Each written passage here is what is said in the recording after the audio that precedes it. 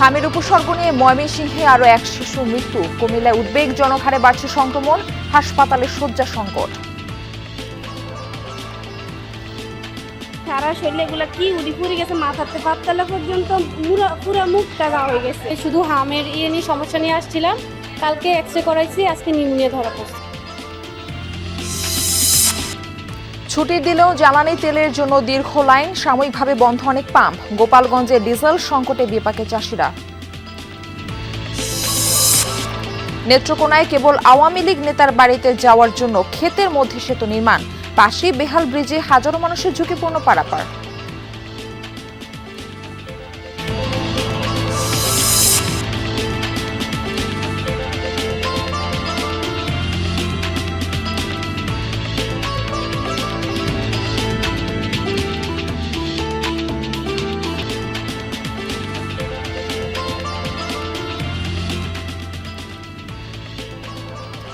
আমন্ত্রণ সংবাদ সারা দেশে, আপনাদের সঙ্গে থাকছে আমি মারফি রহমান। এতক্ষণ শিরোনাম দেখছিলেন, এবার বিস্তারিত।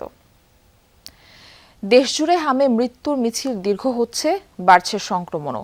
গত 24 ঘন্টায় ময়মনসিংহ মেডিকেলে প্রাণ গেছে এক শিশুর। 17 মার্চ থেকে হাসপাতালটিতে মৃত্যু হলো 10 জনের। ময়মনসিংহ মেডিকেলে নতুন করে রোগী ভর্তি হয়েছে 20 জন। আইসিইউতে শয্যা সংকটের কারণে শ্বাসকষ্টজনিত রোগীদের বাবল সিপ্যাপ পদ্ধতিতে চিকিৎসা দেওয়া হচ্ছে। রাজশাহী মেডিকেলে 24 ঘন্টায় হামের উপসর্গ নিয়ে 29 জন ভর্তি হয়েছে। এখানে গত জানুয়ারি থেকে এখন পর্যন্ত চিকিৎসাধীন অবস্থায় 48 শিশুর মৃত্যু হয়েছে। এছাড়া সিলেট, বরিশাল, কুষ্টিয়া, চাঁদপুর সহ বিভিন্ন জেলার হাসপাতালে হামের রোগী বাড়ছে। এদিকে আজ ষষ্ঠ দিনের মতো 18 জেলার 30 উপজেলায় শিশুদের হামের টিকা দেওয়া হচ্ছে। 12 এপ্রিল থেকে ঢাকার 2 সিটি কর্পোরেশন, ময়মনসিংহ ও বরিশাল সিটি কর্পোরেশনে টিকা দেওয়া শুরু হবে।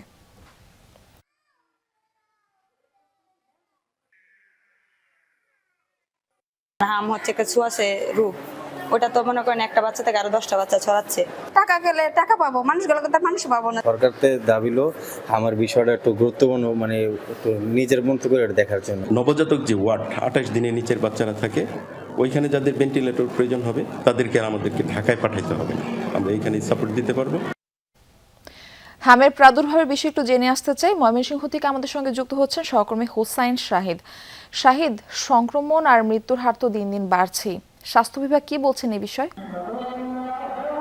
ময়মনসিংহ মেডিকেল কলেজ হাসপাতালে এই মুহূর্তে কিন্তু ভর্তি রয়েছে 72 জন শিশু, এবং এই যে সমস্যাটি তৈরি হচ্ছে সেটি হচ্ছে যে পেডিয়াট্রিক আইসিইউ যেটিকে বলা হয়, অর্থাৎ ময়মনসিংহ মেডিকেল কলেজ হাসপাতাল একটি টার্সিয়ারি লেভেলের হাসপাতাল।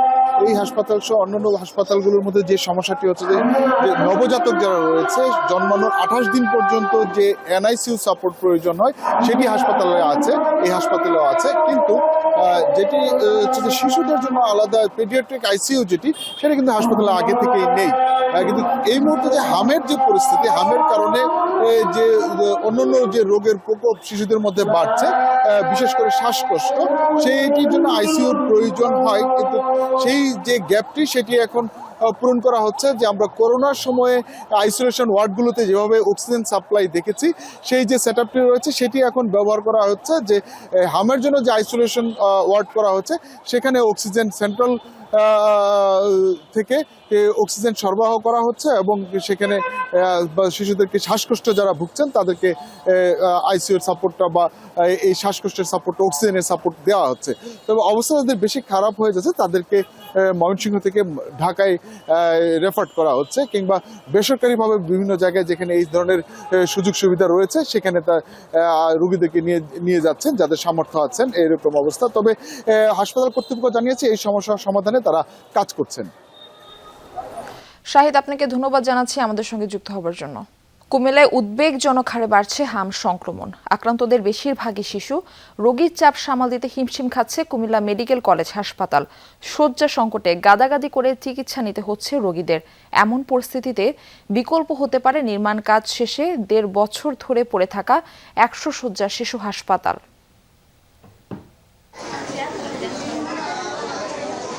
শয্যা সংকট, তাই এক ওয়ার্ডের মধ্যেই জায়গা হয়েছে হাম আক্রান্ত এসব শিশুদের। বাড়তি শয্যা না থাকায় অনেক শিশুকে রাখা হয়েছে কুমিল্লা মেডিকেলের বারান্দাতেও। ফলে চিকিৎসা নিতে আসা রোগীর পাশাপাশি সংক্রমণ ঝুঁকিতে রয়েছে অন্যরাও। সারা শরীরে এগুলা কি উড়ি ফুরি গেছে, মাথাতে পাততলা পর্যন্ত পুরো মুখটা গা হয়ে গেছে। শুধু হামের নিয়ে সমস্যা নিয়ে আসছিলাম, কালকে এক্সরে করাইছি, আজকে নিউমোনিয়া ধরা পড়ছে। একটা বাচ্চার সাথে আরেকটা বাচ্চা যখন প্রসেসিং থাকবে, সো এটা জায়গাটা বাড়াইতে হবে, যেহেতু এটা ভাইরাস। হামের প্রকোপ বৃদ্ধি পাওয়ায় হাসপাতালগুলোতে চাপ বেড়েছে দ্বিগুণ। কুমিল্লা ছাড়াও চাঁদপুর, ব্রাহ্মণবাড়িয়া, নোয়াখালী সহ আশপাশের জেলা থেকেও হাম আক্রান্ত রোগীরা আসছে হাসপাতালের আইসোলেশনে। আজিগঞ্জের ডাক্তার বললো যে চাঁদপুরে যদি আপনি নেন, আপনাদের বাবুর যে কোনো মোটা অক্সিজেন লাগতে পারে, কিন্তু চাঁদপুরে অক্সিজেনটা দিতে পারবে না। আপনার আবার চাঁদপুর থেকে ঘুরে কিন্তু কুমিল্লায় যেতে হবে। এদিকে যত বাচ্চা আছে ওই বাচ্চা থেকে বেশি দুর্লভ। এদিকে শিশু রোগীদের জন্য নির্মিত বিশেষায়িত হাসপাতাল প্রতিষ্ঠার ১.৫ বছর পরও পড়ে রয়েছে অব্যবহৃত অবস্থায়। ভবন থাকলেও জনবল, যন্ত্রপাতি ও আসবাবপত্র না থাকায় জরুরি সময়েও চিকিৎসা শুরু করা যাচ্ছে না বলে জানালো স্বাস্থ্য প্রকৌশল বিভাগ। বিশেষজ্ঞ চিকিৎসকরা বলছেন, বিশেষায়িত হাসপাতালটি চালু করা গেলে শিশুদের জন্য সুষম চিকিৎসা নিশ্চিত করা সম্ভব হতো। অবকাঠামো নির্মাণের সঙ্গে ফার্মেসি একটা টেন্ডার হেড অফিস, আমাদের এইচএডির হেড অফিস ওটা প্রায় করে ফেলছে। আর ইকুইপমেন্ট মানে যন্ত্রপাতি এগুলো তো স্বাস্থ্য অধিদপ্তরই ম্যানেজ করে দিবে আর কি।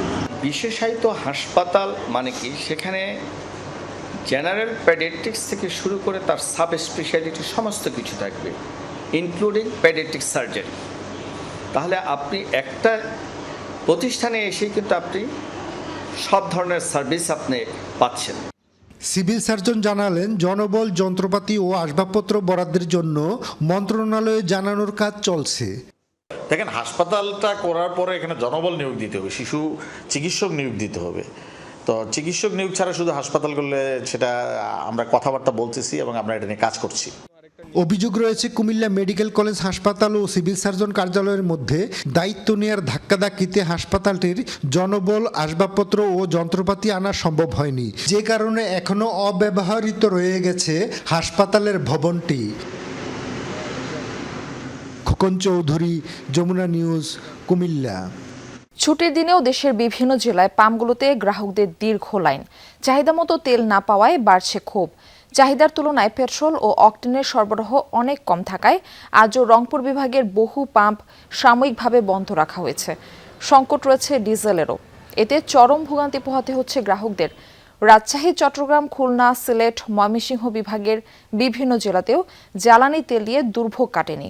দীর্ঘ সময় অপেক্ষার কারণে নষ্ট হচ্ছে কর্মঘণ্টা। এতে বিপাকে পড়েছেন কর্মজীবী মানুষ। পাম্পগুলোতে লম্বা লাইন, যেখানে বাইকারদের ভিড়ই বেশি। মজুতদারের বিরুদ্ধে কঠোর ব্যবস্থা নেওয়ার দাবি জানিয়েছেন ভোক্তারা। তবে পাম্প মালিক ও ডিলারদের দাবি, ডিপো থেকে চাহিদা অনুযায়ী তেল না পাওয়ায় এমন পরিস্থিতি দেখা দিয়েছে।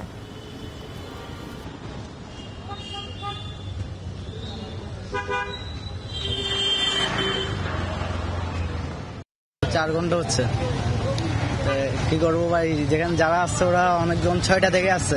6টা বাজে আসছে, 6টা বাজে প্রায় মিনিমাম 300 গাড়ির পিছনে দাঁড়িয়েছিলাম। 300 গাড়ি থেকে ঠেলতে পাম্পে ঢুকলাম। এখন সকাল 6টা থেকে লাইন ধরে আসতেছি, এই পর্যন্ত আসলাম। চাহিদা বেশি না, তাহলে ওই পরিমাণ তো আমি তেল পাচ্ছি না। আমার এখন লাগবে যে 35,000 লিটার, যেমন আমি আজকে পাইছি 18,000 লিটার।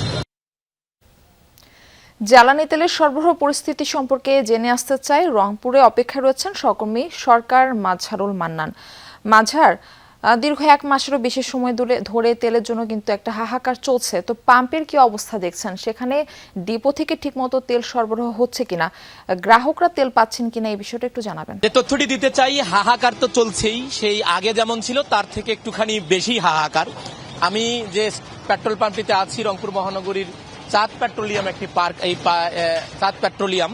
আমি যদি এই জায়গার তথ্যটি দিতে চাই যে এই মুহূর্তে এখানে 396 লিটার পেট্রোল, 880 লিটার অকটেন এবং 8617 লিটার ডিজেল মজুদ আছে। কিন্তু এখন সেটি দেয়া হচ্ছে না, যেটি এখানে মেশিন বন্ধ, সে কারণে তারা এখানে দিচ্ছেন না। যদিও সেটি ঠিকঠাক করবার চেষ্টা করা হচ্ছে।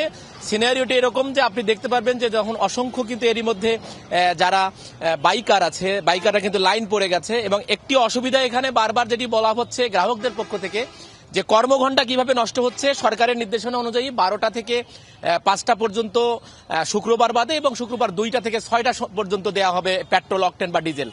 অসুবিধা যে জায়গায় যদি ওই সময়টাতে হচ্ছে অফিস টাইম, স্কুল টাইম এবং যারা বেসরকারি পর্যায়ে কাজ করে তাদের অফিস টাইম, তাহলে তারা কি অফিস ছেড়ে এসে কি পেট্রোল পাম্পে পেট্রোল নিবে কিনা, তাহলে তাদের কর্মঘণ্টাটা কিভাবে যায়, তাদের চাকরির মধ্যেও সমস্যা হয়।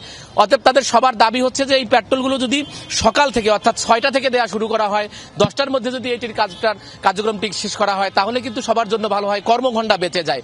কিন্তু সেটিও করা হচ্ছে না। আর যে তথ্যটি দিতে চাই যে রংপুর বিভাগের অত্যন্ত নাজুক পরিস্থিতি, ডিজেলের পরিস্থিতি খানিকটা ভালো, 10 লাখ মেট্রিক টন প্রতিদিন যে চাহিদা, তার বিপরীতে 9.25 লাখ পাওয়া যাচ্ছে। কিন্তু পেট্রোলের অবস্থা খুবই অর্ধেকে নেমে গেছে, অর্থাৎ 5.25 লাখ লিটার চাহিদা, কিন্তু পাওয়া যাচ্ছে মাত্র 2,10,000 লিটার, এবং অকটেন 2.25 লাখ লিটার প্রতিদিন দরকার এই রংপুর বিভাগে, কিন্তু পাওয়া যাচ্ছে মাত্র 80,000 বা 90,000। তাহলে আপনি অনুমান করতে পারছেন যে সংকটটা কোথায়। ডিলাররা যেটা বলছেন যে আগে যেখানে 9,000 লিটার দেওয়া হতো একটা লরিতে, সেখানে এখন 3,000 বা 4,000 লিটার দেওয়া হচ্ছে। সেটি আবার আনার সাথে সাথেই শেষ হয়ে যাচ্ছে, অর্থাৎ প্রত্যেকটি পাম্পে এখন চাহিদা অন্তত 3 গুণ বেড়ে গেছে। মারফি। মাজরুল মান্নান, আপনাকে ধন্যবাদ আমাদের সঙ্গে যুক্ত হওয়ার জন্য। দেশব্যাপী জ্বালানি সংকটের প্রভাব পড়েছে কৃষি খাতেও। গোপালগঞ্জের বেশিরভাগ ফিলিং স্টেশন থেকে সেচের জন্য প্রয়োজনীয় ডিজেল পাচ্ছে না কৃষকরা, পোহাতে হচ্ছে চরম ভোগান্তি। ধানসহ অন্যান্য ফসল চাষাবাদে দেখা দিয়েছে অনিশ্চয়তা।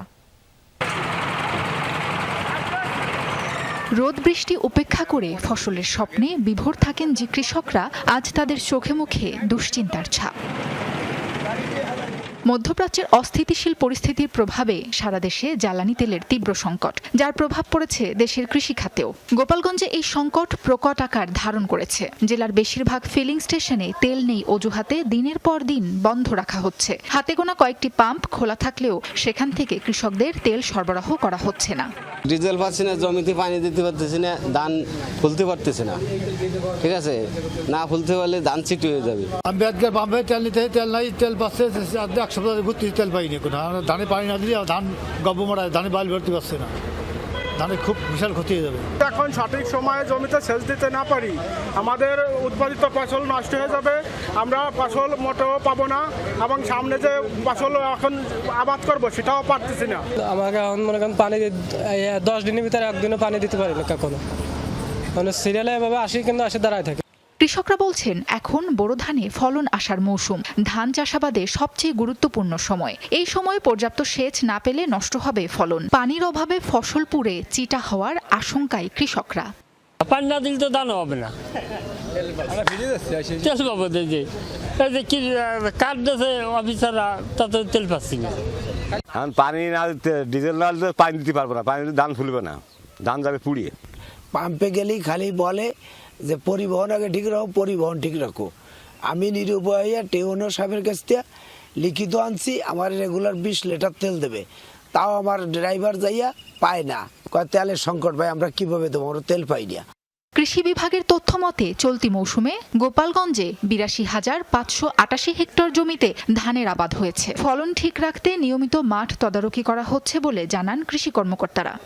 আমরা এখন পর্যন্ত জানি গোপালগঞ্জ জেলায় পর্যাপ্ত পরিমাণ ডিজেল মজুদ আছে। যদি কোনো কৃষক ন্যায্য মূল্যে ডিজেল না পেয়ে থাকে, আমরা তাদেরকে অনুরোধ করছি আমাদের মাঠ পর্যায়ে উপসহকারী কৃষি কর্মকর্তাগণের সাথে যোগাযোগ করার জন্য। দ্রুত এই সংকট নিরসন না হলে চলতি মৌসুমে ধানের উৎপাদন লক্ষ্যমাত্রা অর্জন কঠিন হয়ে পড়বে বলে জানান কৃষকরা। সাবরিনা লিজা, যমুনা নিউজ। নেত্রকোনার কমলাকান্দায় প্রায় 20 বছর ধরে সেতু নিয়ে দুর্ভোগে 10 লাখ মানুষ, অথচ মাত্র 20 গজের মধ্যে ক্ষেতের উপর নির্মিত হচ্ছে 5 কোটি টাকা ব্যয় নতুন সেতু। স্থানীয়দের অভিযোগ, সাবেক ইউপি চেয়ারম্যান ও আওয়ামী লীগের নেতা মোজাম্মেল হকের বাড়িতে চলাচলের সুবিধার্থে ক্ষেতের উপর বানানো হচ্ছে সেতু। তবে এলজিইডি কর্মকর্তার দাবি, ভবিষ্যতে সেতুর সাথে মিলিয়ে সড়ক নির্মাণ হবে। বরাদ্দ পেলে ভাঙা সেতুটিও সংস্কারের আশ্বাস তার। নেত্রকোনার কলমাকান্দা উপজেলার গুটমন্ডল এলাকা। 5 কোটি টাকা ব্যয়ে এখানকার আবাদি জমি বরাবর একটি সেতু নির্মাণ কাজ চলছে 2023 সাল থেকে, যা এখনও চলমান। অথচ এর মাত্র 20 গজের মধ্যে প্রধান সড়কের ভাঙা সেতু নিয়ে ভোগান্তিতে গোনাইপাড়ের 10 লাখ মানুষ। স্থানীয় গুতুরা এলাকা থেকে বরকাপন বাজার পর্যন্ত সড়কের দূরত্ব প্রায় ২০ কিলোমিটার। প্রতিদিন চলাচল করে বিভিন্ন শিক্ষা প্রতিষ্ঠানের শিক্ষার্থী সহ সুনামগঞ্জের কয়েকটি ইউনিয়নের বাসিন্দা। অভিযোগ, প্রায় ২০ বছর ধরে একটি সেতুর অভাবে দুর্ভোগ কাটছে না তাদের। উৎপাদিত ফসল সহ প্রয়োজনীয় সামগ্রী আনা নেয়ায় বিপাকে পড়তে হয় প্রতিনিয়ত। অথচ স্থানীয় আওয়ামী লীগ নেতা ও সাবেক ইউপি চেয়ারম্যান মোজাম্মেল হকের বাড়িতে চলাচলের সুবিধার্থে ক্ষেতের ওপর নির্মাণ হচ্ছে নতুন সেতুটি। একটা ক্ষেতের মধ্যে 5 কোটি টাকা খরচ করে শুধু খালি একজনের বাড়ি যাওয়ার লাগে একটা ব্রিজ করে তৈরি দিছে। অনেক অ্যাক্সিডেন্ট হয় এই জায়গার মধ্যে, দুর্ঘটনা হয়, আর কোটি কোটি টাকা নষ্ট করে একটা ক্ষেতের মধ্যে ব্রিজ করছে। এটা তো আমরা বিচার চাই। বিজি কাপে তাছাড়া এই অঞ্চলের ধান, এই অঞ্চলের সিমেন্ট বালু রড নিয়ে যাইতে অনেক দুর্ভোগ হয়ে যায় আমাদের। এলজিইডির অর্থায়নে 38 মিটার দৈর্ঘ্য এবং প্রায় 5.5 মিটার প্রস্থের সেতুটি নিয়ে অসন্তোষ দেখা দিয়েছে স্থানীয়দের মাঝে। ব্রিজটা এখানে প্রয়োজন ছিল না, এখানে একটা সিঙ্গেল ব্রিজ হলে চলতো, কারণ গ্রামে এই মানুষ আনিগুনি করার জন্য। বরখাপন ইউনিয়নে লক্ষ লক্ষ মন ধান, হাজার হাজার মন ধান গুতুরা নিয়ে আমরা পরিষ্কার দিয়ে বেচতে হয়। উপজেলা এবং ব্যবসায়িক সেন্টারগুলিতে পৌঁছানোর জন্য অনেক ক্ষতিগ্রস্ত হয় এবং এই যে সাইকেল এবং অটো ছাড়া এই রাস্তাতে কোনো কিছু ব্যবহার করা যায় না। এলজিইডির নির্বাহী প্রকৌশলীর দাবি, ভবিষ্যতে সেতুর সাথে মিলিয়ে সড়ক নির্মাণ করা হবে। এছাড়া বরাদ্দ পেলে ভাঙা সেতুটিও নতুন করে নির্মাণের আশ্বাস তার। সড়ক আছে, আপনার অ্যালাইনমেন্ট আছে, ওইটা রাস্তাও আছে, কিন্তু রাস্তার কাজটা শুরু হয় নাই। অনেকগুলো বাড়ি আছে, মানে ওইখানে আপনাদের একটা বিশাল গ্রাম আছে এবং এটাতে বেশ কিছু জনবসতি আছে। গুতুরা এলাকা থেকে বরকাপন বাজার পর্যন্ত সড়কটিতে 3টি সেতু রয়েছে, যার প্রতিটি ভাঙাচোরা। সাইফ আহমেদ, যমুনা নিউজ। বর্ষবরণ ঘিরে পাহাড়ি উৎসবের আমেজ চলছে চাকমা, মারমা ও ত্রিপুরারদের নানা আয়োজন। সকালে খাগড়াছড়িতে সাংগ্রাই উৎসব উদযাপন উপলক্ষে আলারি ও ধ খেলার উদ্বোধন হয়। শহরের পানখাইয়া পাহাড়ার বটতলায় এর উদ্বোধন করেন জেলা প্রশাসক আনোয়ার সাদাত। পরে শুরু হয় মারমাদের ঐতিহ্যবাহী খেলা। পাশাপাশি রীতি অনুযায়ী প্রবীণদের গোসল করিয়ে দেন তরুণরা। আগামী 12 এপ্রিল নদীতে ফুল ভাসানোর মধ্য দিয়ে শুরু হবে চাকমাদের বিছু, সাংগ্রাই ও বৈশ্য উৎসব। এদিকে উৎসব ঘিরে প্রশাসনের পক্ষ থেকে নেওয়া হয়েছে কঠোর নিরাপত্তা ব্যবস্থা। এই ছিল সংবাদ সারা দেশের এখনকার আয়োজনে। এতক্ষণ সাথে থাকার জন্য সবাইকে ধন্যবাদ জানাচ্ছি।